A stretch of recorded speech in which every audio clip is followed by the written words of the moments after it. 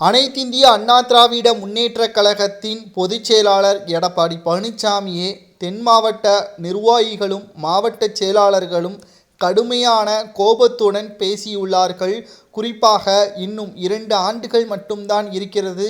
கள்ளச்சாராயத்தை மட்டும் வைத்தே திமுகவை எதிர்த்துவிட முடியாது. ஒட்டுமொத்த அதிமுகவை ஒற்றுமையாக இணைந்து சிறு சிறு கட்சிகள் முதல் பெரு கட்சிகள் வரை கூட்டணி வைத்தால் மட்டும்தான் திமுகவை வீழ்த்த முடியும். இந்த யுக்தியை மக்களவைத் தேர்தலில் பயன்படுத்தியிருந்தால் நிச்சயமாக தமிழகத்தில் அதிமுகவின் செல்வாக்கு மட்டுமல்ல, இந்தியா முழுவதும் தற்பொழுது ஒட்டுமொத்தமாக மாறியிருக்கும். ஏன் அதிமுகவில் இருந்து சபாநாயகராக கூட மத்தியில் வலம் வந்திருக்கலாம். ஆனால் எடப்பாடி பழனிசாமி தன்னுடைய சுயநலத்திற்காக மிகப்பெரிய ஒரு தவறை இழைத்துவிட்டார். ஆனாலும் 2026 சட்டமன்ற தேர்தலில் திராவிட முன்னேற்றக் கழகத்தின் இலக்கு 200 தொகுதிகள். அதை எப்படியாவது அடைய வேண்டும் என்பதற்காக பண பட்டுவாடாவை தற்பொழுது இருந்தே ஆரம்பித்து விட்டார்கள்.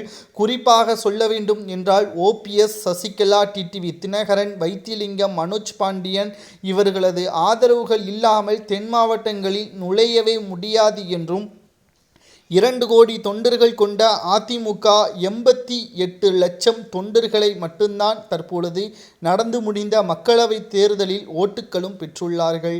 மீதம் இருக்கக்கூடிய 1 கோடியே 20 லட்சம் அதிமுகவின் தொண்டர்கள் யாருக்கு ஓட்டுக்களை செலுத்தியுள்ளனர்? இவர்கள் ஓபிஎஸ்ஸின் ஆதரவாளர்களா, சசிகலாவின் ஆதரவாளர்களா, அல்லது எடப்பாடி பழனிசாமியை புறக்கணிக்கக்கூடிய நபர்களா என்ற கேள்விகளும் எழுப்பப்படுகிறது. எப்பொழுதும் ஒன்றை மட்டும் மனதில் வைத்துக்கொள்ள வேண்டும். தன்னுடைய சுயநலத்திற்காகவும் சுய லாபத்திற்காகவும் கட்சியை வழிநடத்துவதாக இருந்தால் அந்த கட்சி என்றைக்கும் வளம் பெறாது, மக்கள் மத்தியில் அது நிலைத்து நிற்காது என்றும் மாவட்ட செயலாளர்கள் கூறியுள்ளனர்.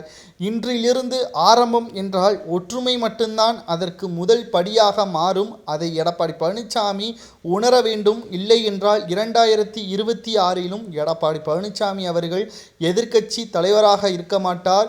3வது இடத்திற்கோ 4வது இடத்திற்கோ தள்ளப்படுவார் என்றும் தென் மாவட்ட செயலாளர்கள் கூறியுள்ளனர்.